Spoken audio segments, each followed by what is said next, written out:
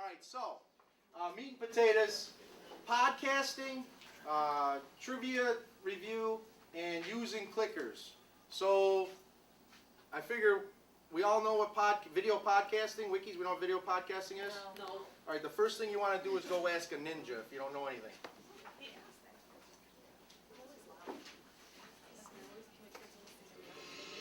Well, I am Ninja, he's Ninja, she's Ninja too.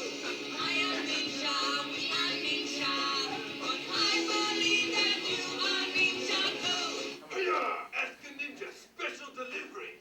What is podcasting? People over the age of 12 have asked the Ninja, what is podcasting? Right now, you've got stuff out there like TV, which is like a piece of wood. It's not even as interesting as watching grass grow. It's as interesting as watching wood be wood. Podcasting is active, brass tacks. On one end, you got the kid. Let's call him Jason. And he's bored. And he's sitting there going, what's cool, dude? Yes, because that's the way kids talk right now. Jason is a whale, and he's swimming around the internet, and he's in a whole pod of whales. That's where the term comes from. And they're looking to eat stuff, and the content on the internet is the brine, and it's just like, okay, there's another shrimp, and there's another stupid one video, and there's a guy yelling at a brick wall. That's interesting. And then, oh look, and there's Eva Longoria juggling a chainsaw. But then he comes across us, a podcast, every week, consistent content coming at him like, yeah, yeah, yeah. And then if I kept doing that, you'd see it's on a regular basis. I go, yeah. But if it's consistently coming at him like an apple pie, and if you're a whale and all you've ever eaten is shrimp, and then somebody gives you an apple pie, you're like, holy smokes, this is delicious. And then you find out that there's a factory that produces apple pies every week. Then those whales just line up outside the factory, and then we feed them apple pie. That's the simplest way to explain it. We are a factory that produces apple pies for whales.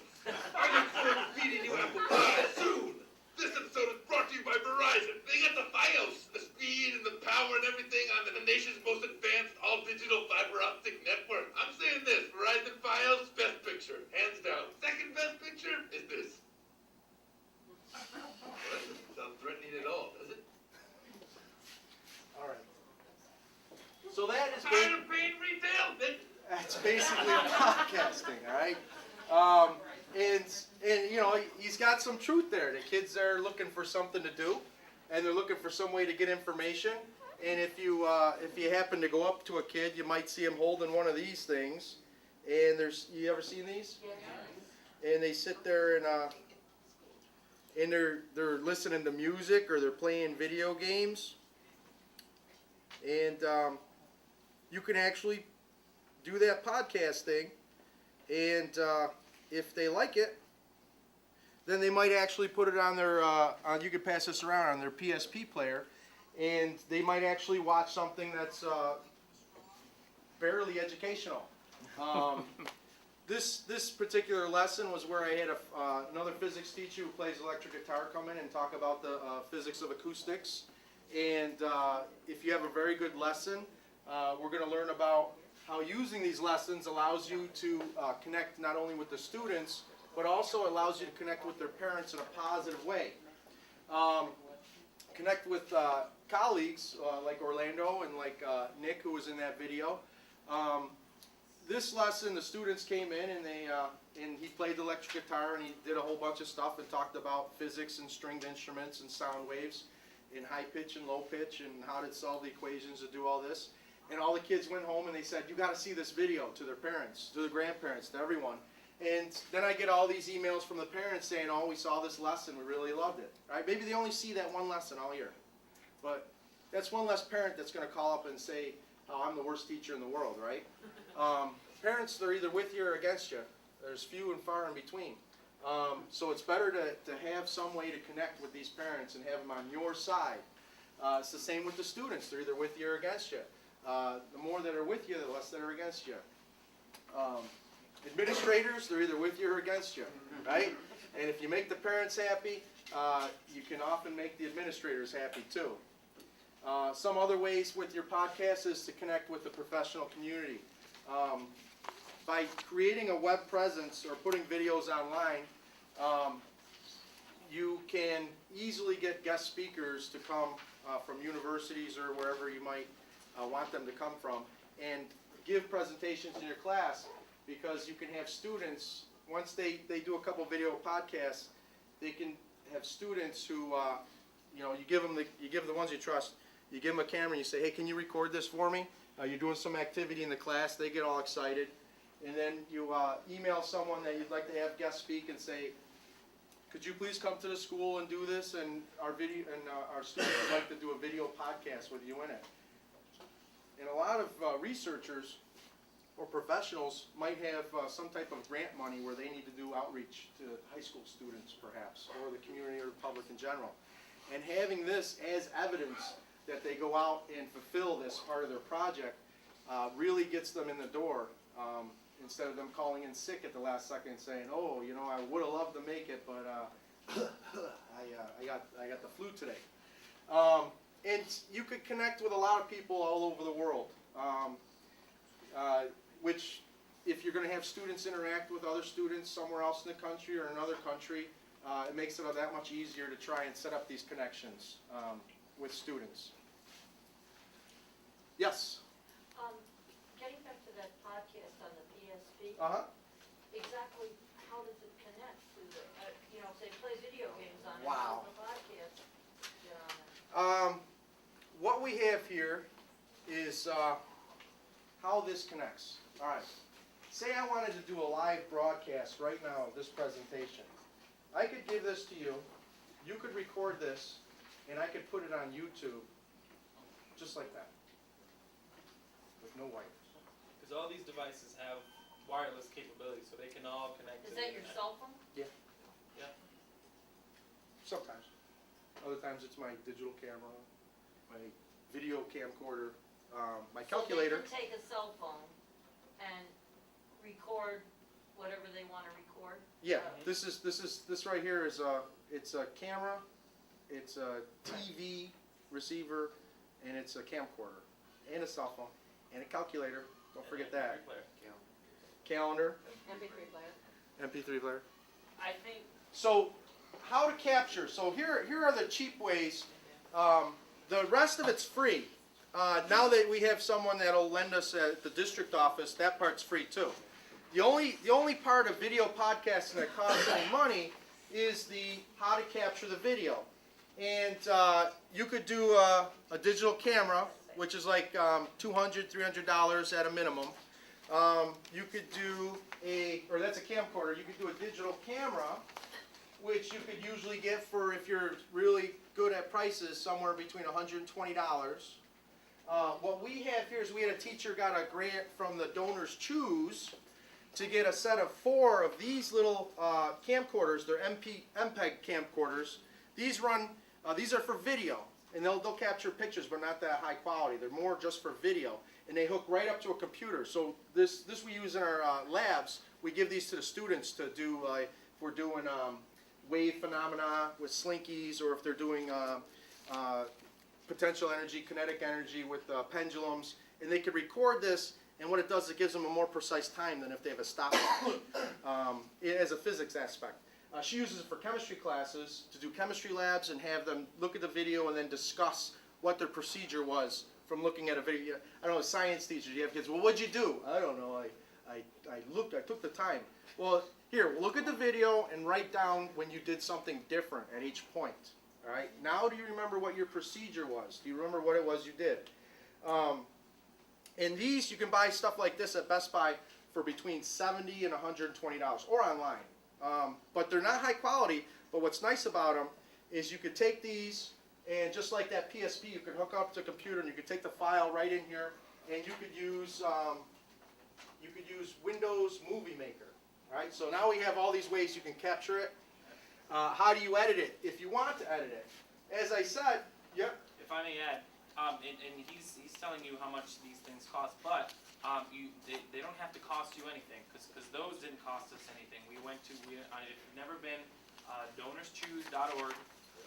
It's pretty much a website where if there is something that you want, that you would like to have, and most technology-wise mostly, you write a proposal and you put it up there, you post it, and just people from all over the world just pretty much put money in there. It's like a little account, people put money in it, and when they have matched the price of the item that you want, they'll ship it to you. Now, it's not like you can ask for anything you want. It's not like you can ask for a refrigerator, you know, or a power tool. But if it's something that you can make a case for, like cameras, because I think they have a list of things that you can choose. People will put money in there, and it'll tell you who put money, how much money they put on, or people can be anonymous, and you know, What was the turnaround time for that? Like, from when you started it to when you actually stopped? I think for her it was like about a month. Oh. That's the magic with the donors choose. She had a grant right away. Was it from Toshiba? I don't know. She had a big grant. Now with donors choose, you put up, oh, it's like a Christmas list. Oh, I want this, I want this, I want this, and people go through.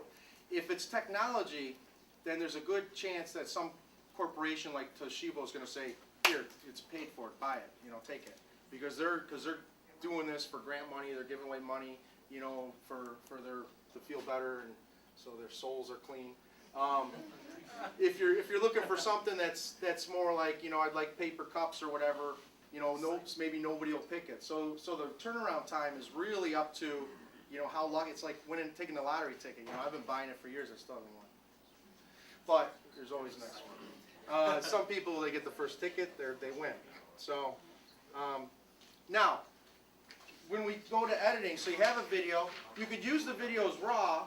You could take a video, and like I said, if you have Facebook or YouTube and you're putting videos up there, it allows you to put live broadcasts right there, right from the camera, right onto the internet. It allows that to happen as a live feed. I could have that laptop, or I could take this camera right now and I could put that on Facebook. I could have a live feed, and anyone in the district could be watching me instead of Syracuse, right, Doug? But if you're gonna do the program here, you go through. Each one of these has Microsoft Movie Maker, and Every computer, every PC, every PC. every PC has Microsoft Word. And what this allows you to do is what we do with the kids is we have the kids have this camera. They have these 4 cameras. We go down to the computer lab, and they can put it on any one of the computers in the computer lab. They're all PCs down there, and they can open up. This, and then the movies come across here. You can add video effects in and out. Should show something over here. Ease out. So you can add this to your fade in. You could add titles or credits. You could have effects for the words. Just slow motion stuff. Yeah. Like that. Or we do banner. So here's words. You type in whatever words you want there, and then it's just like using PowerPoint, right? With the PowerPoint animation effects. Except you have video clips over here, and you can drag those slides. You could even incorporate PowerPoint right into this. So if you have students have a bunch of pictures and a bunch of words in PowerPoint, they could take that and put it right into a movie clip. And then it processes it, and it comes out as a Windows media file, which you can put on any of these websites. So we have the students with the physics labs. They'll take a video, and then they'll draw out the frames so they have stop motion animation, so they can see different points when objects are in motion, or when 2 things are interfering with each other as they go past each other. So to get the video, you need some type of capturing source. Get in touch with the district. They'll give you the whole set. To have kids work on projects, to edit the video and add special effects, all you need is Windows, is a PC with Windows Movie Maker on it. And to put it on the internet or create a podcast out of it. Let's see.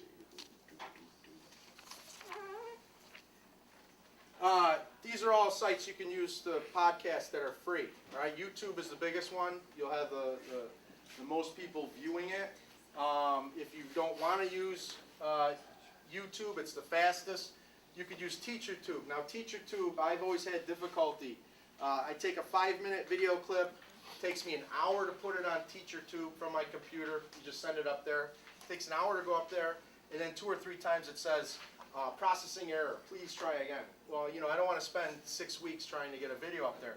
YouTube, it'll happen right away. It'll process. You won't get a lot of errors. Facebook, sometimes there's errors, but Facebook has better You can't use Facebook at school in the district because it's blocked as a social network. Same with MySpace. But if you're doing something that you want good resolution, Facebook will give you the highest quality video pictures. Whenever you put these things online, you can send the most beautiful video you ever see with everything bright and clear. It goes through a machine that chops it down and pixelates it so that it processes faster. So when you put it on these websites, different websites will give you different quality video. I used to use Yahoo Video because YouTube was blocked at my old school. Some of the advantages of Google and Yahoo is you can put unlimited time. You can have a 40-minute lecture on Yahoo or Google. YouTube, you can only put 10 minutes. You can't put anything over 10 minutes. 10 minutes and 2 seconds won't fit. Facebook, you got 20 minutes. But Google and Yahoo Video, you can do if you do like a 40-minute project or something like that. Not that kids will watch it. That's why YouTube's only 10 minutes because kids don't. 3 minutes. It should be like it should be a 1-minute limit, but they say 10 minutes is confuses everybody. Any questions on that? All right. Different ways we can do it. We already talked about classroom projects. On the YouTube page, like I said, there's a consent form. I gave you guys a sample of a consent form that you can give to students. I suggest that if you're going to do anything with podcasting and the internet and have students involved, you make sure that their parents know. If they don't bring a form, try to call them, try to see something. If you don't get something from that kid, then have them sit in the corner. They can work the camera, don't have them on the camera, right? You don't want to go down that road. So, homework assignments are a great way to make sure that you have parent consent because you get the whole family involved in the video production. Right, when the kids do homework assignment videos, we do pumpkin launcher. They build this big device that throws pumpkins across the field. We do egg drop. They do this at home. Right, put this together at home. Make a video and put that on YouTube. Have your grandma, have your little brother, have your mom in there. Get the whole family involved. And every time we've done that, it's always been a positive experience, right? Oh, there's my little brother on the video. Everybody wants to share it. You get it set up on YouTube. You can actually take these kids and they send you an email with a link to the video, and you can favorite it. If you go to my YouTube page, which is on that resources sheet, you'll see the videos that I do, and then you'll see a bunch of videos that kids did at home. And you'll see some of their grandmas, some of their little brothers and sisters in there too. And they love that. They'll actually do that homework. They don't throw the pumpkins at each other, do they? At home they do, yeah. And it's fun because I'm not there. That's the parents' problem, not mine. Nowhere did it say I was gonna, they should do that. But whatever. You have fun. Have a nice day. See you tomorrow. Have it in your lessons and classroom projects. Give it to the kids who like to. Sometimes some kids like to talk, but they'll be quiet if they hold a camera, and they'll go up and ask questions of people that they've never asked before if they're given that privilege. It takes a while to figure out who you can trust and what classes you can do this in. And lessons you can do, we do lessons after school, we do lessons with the kids, we do the lessons without the kids. Whatever we feel would be the easiest way for us to get this information in their hands in another format, all right? Any questions on that?